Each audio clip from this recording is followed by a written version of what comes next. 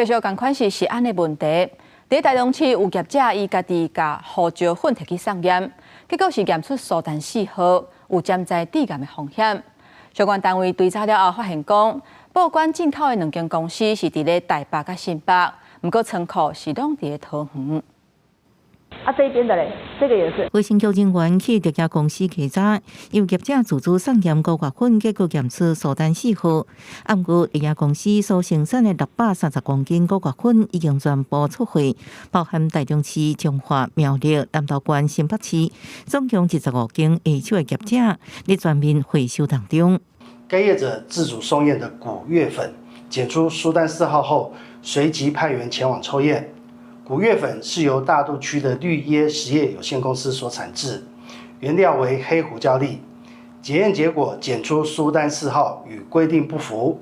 继续向顶管追查，高月粉的原料乌胡椒粒是由湘北业者报关进口。到伫台北内湖的天祥企业公司看无任何看板或者是标志。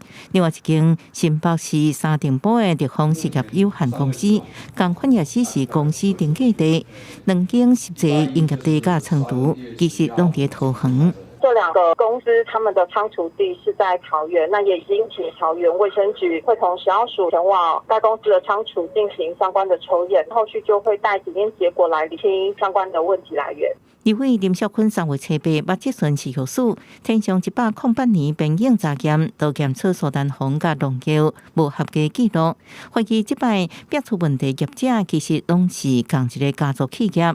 小署是表示，2间业者乌胡椒粒迄时阵数值查验无检出是苏丹色素，目前等检验结果出来才个调查清楚。除了番茄球粉以外，小署也会针对乌胡椒相关后代每一批来检验苏丹色素。记者综合报道。